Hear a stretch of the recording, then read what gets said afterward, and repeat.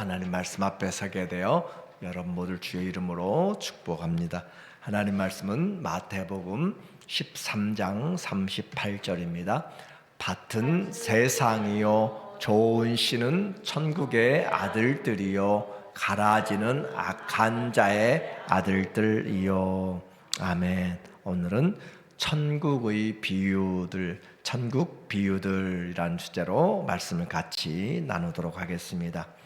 천국, 하나님의 나라, 그것은 바로 예수 그리스도가 우리에게 가지고 오신 새로운 세상입니다. 그리고 우리가 잘 알지 못하기 때문에, 그렇죠, 어린아이가 어머니 뱃속에서 태 속에서 세상을 잘 알지 못하는 것처럼 우리는 이 땅에서 영원한 세상, 하나님의 나라를 잘 알지 못합니다. 그렇기 때문에 비유라고 하는 것을 통하여서 우리에게 하나님 나라를 예수님이 말씀해 주고 있어요.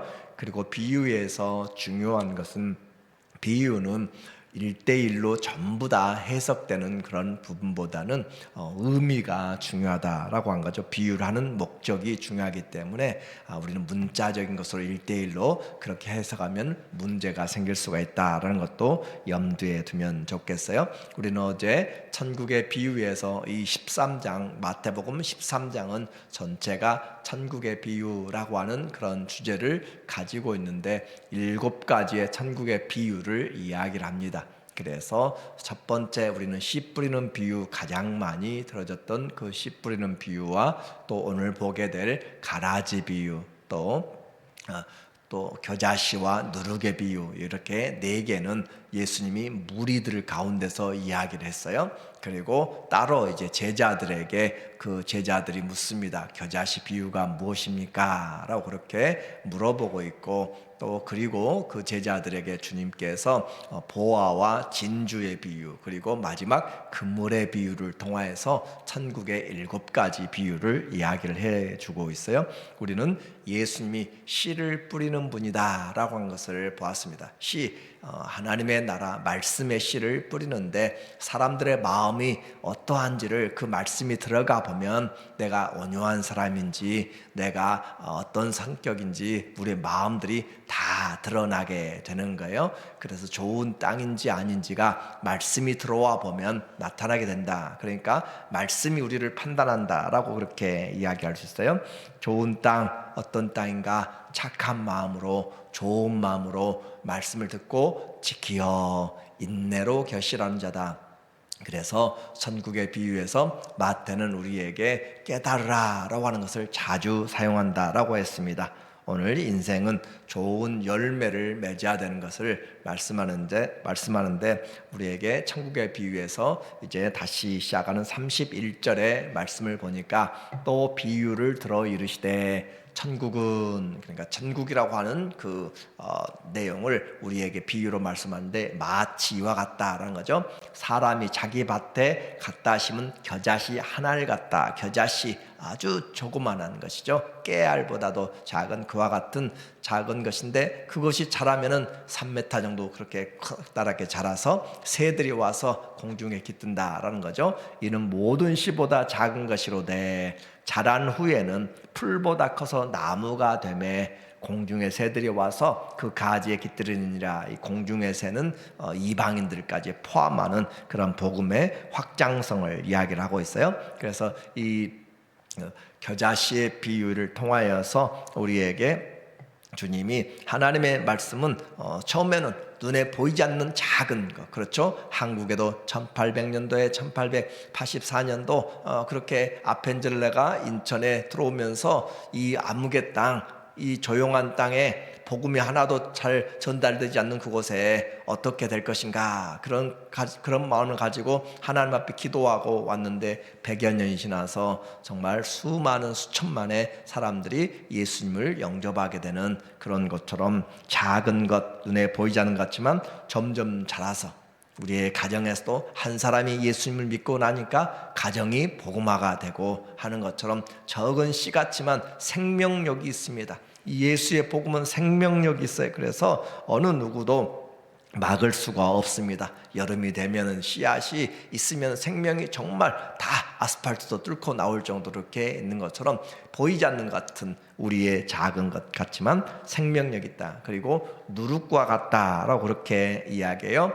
그래서 그 누룩은 여자가 가루 소말 가운데 36리터 되는 곳에 그 누룩을 넣어서 전부 부풀게 한 것 같이 그렇게 영향력을 나타낸다. 성도 또 우리의 교회들 보잘것없는 그런 모습으로 보일지 모르고 작은 교회일지 모르지만 하나님의 이 복음을 가지고 있는 사람은 그 안에서부터 그리고 점점 영향력이 그래서 그 가정이 그 모임이 그룹들이 점점 복음으로 바꿔져 나가는 영적인 생명력과 파급력, 영향력을 이야기를 하고 있어요. 아무도 빛을 가두어 놓을 수 없습니다. 그런 것처럼 하나님의 나라는 점점 퍼져간다. 하나님의 복음은 생명을 가지고 있고 파급력을 가지고 있어서 지금 성도들에게 들려지는 이런 작은 말씀, 또 우리가 드리는 조그만한 그런 찬송과 헌신과 기도 같지만 그러나 하나님은 그것들을 통하여서 하나님께서 시냇물이 강물을 만들어 나가는 것처럼 하나님의 나라가 확장돼 가는, 그래서 이와 같은 모습으로 하나님 나라가 퍼져나가고 있는데 내 속에도 어느 한 말씀이 들어와서 씨가 되어서 그 말씀이 커져서 나간다라고 그렇게 생각한다면 우리는 하나님 말씀 하나하나가 얼마나 소중한지 몰라요. 이와 같은 하나님 나라의 생명성과 또 우리에게 파급력을 이야기했다면, 영향력을 이야기했다면 우리에게 예수님의 씨 뿌리는 비유와 반대되는 부분에 서 있는 영적인 세상을 또 한번 보게 돼요. 36절에 가라지의 비유를 이야기합니다.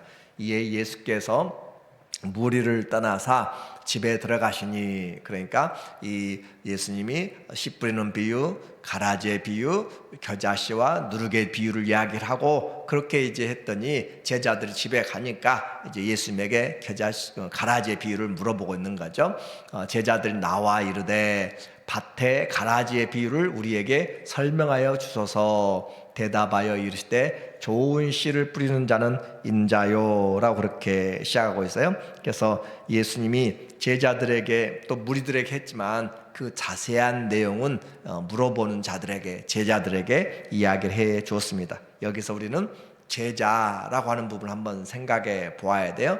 제자 하면 맨 처음에는 따르는 자입니다. 배우는 자예요. 그렇죠? 제자는 배우는 자예요. 도제라고 이야기하잖아요. 그렇게 배우는 자인데 마태복음에서의 이 제자는 또 한 부분에서는 깨닫는 자입니다. 배운다라는 것으로 끝나지 않고 배운다라는 것은 깨닫는 것을 이야기를 하고 있어요. 그래서 따르고 배우는 자라는 그런 부분에서 마태는 계속해서 우리에게 말씀을 깨닫도록, 그래서 말씀을 깨달아야 죄도 깨달아야 회개가 되는 것이고 은혜도 깨달아야 참된 은혜가 되는 것이고 감사도 되는 것이에요. 그래서 이 제자들이 주님께 우리에게 가르쳐 주세요라고 이야기하는 걸 통하여서 사모하는 자들에게, 구하는 자들에게 주님이 더 풍성한 은혜를 주시는 내용들이에요. 우리에게 말씀이 들린다고 다 깨닫는 것이 아닙니다. 하나님의 말씀을 찾고 구하는 자에게 더 열려지게 되고 은혜가 넘치게 돼요. 그래서 가라지의 비유에서 이 좋은 씨를 뿌리는, 우리는 좋은 씨를 뿌리는 것이 바로 앞에서 봤는데 이 밤중에 가라지를 뿌리는 자가 있다라는 것이에요. 38절에 보니까 완전히 반대되죠. 밭은 세상이요 좋은 씨는 천국의 아들들이요 가라지는 악한 자의 아들들이요. 가라지를 뿌리는 원수는 마귀요 추수 때는 세상 끝이요 추수꾼은 천사들이니 그런즉 가라지를 거두어 불에 사르는 것 같이 세상 끝때도 그러하리라. 이 내용은 우리에게 세상을 살아가는 그런 지혜를 함께 주고 있어요. 우리 교회 안에도 양과 염소가 있는 것 같이 이 땅에 악한 자들과 선한 사람들이 함께 살아가고 있어요. 주님이 와서 좋은 씨를 뿌렸습니다. 그래서 좋은 옥토에서 좋은 씨가 나무들이 자라고 있는데 밤중에 와서 마귀가, 악한 자가 와서 가라지를 뿌리고 왔어요. 가라지 알죠? 비슷한데 틀려요. 그래서 가라지를 뿌리고 와서, 그래서 아침에 가보니까 농부들이 가보니까, 하인들이 가보니까 가라지가 밭에 같이 있어서 주님 가서 우리가 뽑을까요? 라고 그렇게 물어보니 그 주인은 이미 다 알고 있는 것처럼 그냥 두어라 라고 이야기해요. 그냥 두고 세상 나중에 추수 때가 되면 그것을 먼저 걷어내고 다 불태워버리고 할 것이니까 놔둬라 라고 이야기해요. 자, 이제 우리는 한번 생각해 봐야 돼요. 우리 신앙생활 하는데 가라지가 있으면 참 힘들어요. 어렸을 때 논에 피가 있거든요. 벼를 심으면 피라고 이야기하는데 벼하고 비슷해 가서 그 옆에서 그 뿌리를 내리고 있어서 잘 자라지 못하게 만드는 그런 것을 뽑아줘야 되는데 그와 같이 있어요. 참 귀찮죠. 또 많은 방해가 돼요. 그런데 농부의 마음에 그러는데 지금 이 예수님께서는 우리에게 신앙생활하는데 영향을 많이 끼치는 악한 사람들, 또 염소 같은 사람들이 함께 있어요. 그래서 없으면 좋고 좋은 사람들만 다 있으면 얼마나 좋겠어요? 그런데 세상은 그렇지 않다라고 하는 거예요. 지금도 우리는 평화를 원하지만 평화만이 아니라 전쟁과 테러 하려고 하는 사람들이 얼마나 많이 있어요? 그런 것처럼 이와 같은데 우리는 참 부당하게 생각하고 그렇지만 주인은 알고 계신다. 밤에 지금 나쁜 자가 와서, 마귀가 와서 그 가라지를 뿌리고 갔다라고 하면서 그냥 놔둬라, 오히려 너희를 상할까 보다라고 하면서 하나님은 알고 계시다는 사실이 우리 신앙에 중요한 것이에요. 하나님은 우리의 형편도 아시고 사단의 일들도 다 알고 계시기 때문에 하나님은 우리에게 실수하지 않습니다. 하나님의 부르심과 그 은사에는 결코 후회가 없으시고, 그러면 우리는 그 안에서 주님이 원하는 대로 우리는 자라가야 될 필요가 있는 거예요. 그래서 악한 자가 있다. 그리고 여기서는 예수님은 씨 뿌리는 비유에서는 예수님이 뿌리는 씨가 바로 말씀이었잖아요. 하나님의 말씀이니 예수님이 말씀을 심기 시작했어요. 그런데 이 가라지 비유에서 다시 말하는 것은 주님이 이제 변화해서 이 씨가 누군가 바로 성도들이란 거죠. 그래서 좋은 씨는 천국의 아들들이요, 여러분이 씨라고, 여러분이 씨가 되어서 자라가고 있는 거예요. 그래서 우리는 예수님의 씨가 되어서 자라가고 천국의 아들들이고, 또 세상 가라지도 원수가 뿌렸는데 가라지를 뿌렸는데 그 가라지는 악한 자의 아들들이다. 그러니까 악인들이 같이 살아가고 있는 세상. 수수 때는 세상 끝이고 추수꾼들은 천사들이 와서 다 하나도 실수하지 않습니다. 정확하게 분별해냅니다. 이 끝에서 땅 저 끝에서부터 온 세상 동서남북에서 천사들이 나팔 불어서 전부 다 불러 모아서 다 추수하게 되는 그런 일들을 하게 되는데, 가라지를 거두어 불에 사르는 것 같이 세상 끝에도 하나님이 분별해 내신다. 자, 마귀도 열심히 하고 예수님도 열심히 씨를 뿌리고 있는 것이에요. 세상에서 이 마귀도 미혹가에서 가짜 종교인들을 많이 심어내는 거죠. 이와 같지만 그러나 세상 결국에는 완전히 달라진다. 41절에 보니까 말하기를 인자가 그 천사들을 보내리니 그들이 그 나라에서 모든 넘어지게 하는 것과 또 불법을 행하는 자들을 거두어내어 풀무불에 던져 넣으리니 거기서 울며 이를 갈게 되리라. 인자가 예수님을 이야기하는 거죠. 천사들을 보내서 거두어서 분명히 보낸다. 풀무불에 던져 넣으리니 거기서 울며 이를 갈게 되리라. 그때 의인들은 자기 아버지 나라에서 해와 같이 빛나리라. 귀 있는 자는 들으라. 완전히 결과가 판이하게 달라지는 이것이 바로 천국의 비유에서 말씀하고 있어요. 그런데 여기서 이 풀무불이라는 것도 잘 봐야 돼요. 이 악한 자들의 아들들을 함께 그것은 요한계시록 20장에서 또 21장에서 우리에게 말하는 마귀와 거짓 선지자들과 그를 따르는 자들에게 예비된 풀무불을, 그 유황불을 함께 표현하는 것이기 때문에 따로 해석하면 안 돼요. 그래서 귀 있는 자는 들으라 라고 그렇게 말씀하고 있습니다. 세상은 진리와 거짓, 또 좋은 씨와 가라지가 섞여 삽니다. 그러므로 원수에게 너무 신경 쓰지 마세요. 그 원수 때문에 내 신앙생활 못한다고 거기에 매달려가지고 그렇게 모든 것을 핑계대고 할 필요가 없다라고 하는 것이, 우리는 뭘 봐야 되는가? 예수님을 바라보면 돼요. 예수님을 바라보면 우리가 그렇게 죄에 대해서 자꾸 그렇게만 붙잡고 할 필요가 없고, 주님을 바라보면 점점 주님 닮아가게 됩니다. 그러니까 경주와 같아요. 경주하는 사람이 옆에 사람이 보복을 얼마 넓히든지, 옆에 사람이 어떻게 내 라인을 들어왔든지 거기에 항의할 시간이 없어요. 우리는 전력을 다해서 앞을 보고 뛰어가면 나중에 다 비디오 판독이 돼요. 다 판독이 되니까 거기에 씨름하고 할 필요가 없이 우리에게 주어진 씨름을, 경주를 잘하면 된다라고 이야기했습니다. 이제 주님이 이 말씀을 마치려고 하는 그런 과정에서 우리에게 말씀하는 거예요. 내가 작지만 좋은 영향력을 가지고 살아가고 있는지 물어보는 것이고, 그리고 내 마음에는 그런 씨가 있는지라고 하는 것이에요. 그래서 어떻게 할 것인가, 내 마음에 뿌려진 예수님이 분명한가라는 것을 확인하는 내용이죠.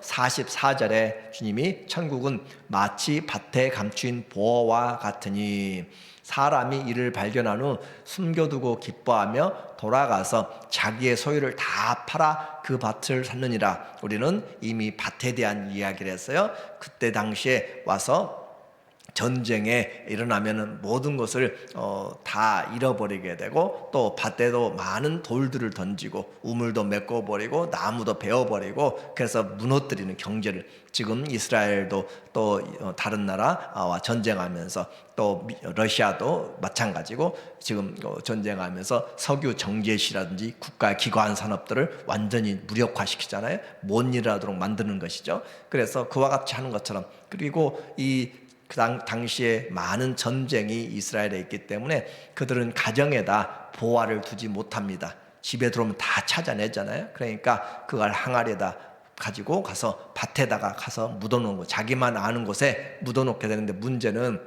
그 사람이 돌아가시면 그것이 어디가 있는지 아무도 모른다는 거예요. 그래서 나중에 후대 사람들이, 또 하인들이 일을 하다가 뭔가 쟁기 끝에 걸리고 부딪히고 하면은 파보면은 많은 그런 금은 보화들이 있게 되고, 그러면 그걸 덮어놓고 가서 밭을 사게 되는 그런 당시의 풍습들을 지금 이야기하는 거예요. 자, 여기서 중요한 것은 발견한 거예요. 보화를 발견한 것. 그렇게 해서 45절도 마찬가지예요. 또 천국은 똑같은 보화와 진주, 또 좋은 진주를 구하는 장사와 같아. 장사꾼 가장 좋은 진주를 얻기 원하는 것이죠. 극히 값진 진주 하나를 발견하며 가서 자기 소유를 다 팔아 진주를 샀느니라. 이 보화가 무엇이고 이 진주가 무엇인지 우리는 알죠. 예수님이 진주요 보화이기 때문에 진리를 찾는 자, 아니면 또 우연히 예수님을 발견한 자, 그 사람들은 친구 따라왔든지 전도가 되었든지 그 예수님을 발견하고 인생 전체를 주님 앞에 그렇게 주님을 소유하도록 그렇게 하는 것이죠.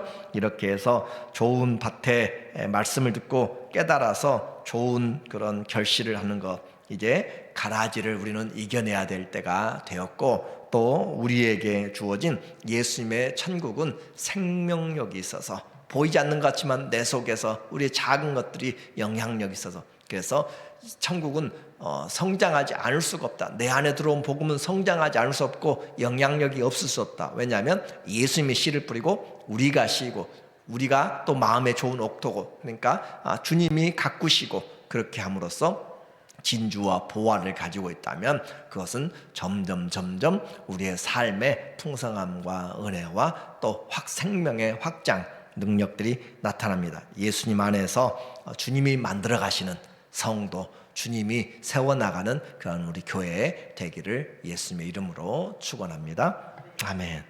하나님 아버지, 천국의 비유에서 우리 모두가 천국의 제자된 자들처럼 주의 말씀으로 옛 것과 새 것을 잘 깨닫고 주님 앞에 살아갈 수 있도록 천국의 확장이 되고 변화되는 그런 놀라운 생명의 능력이 우리 모두에게, 교회의 가정에 있게 하여 주시옵소서. 예수님의 이름으로 감사하며 기도합니다. 아멘.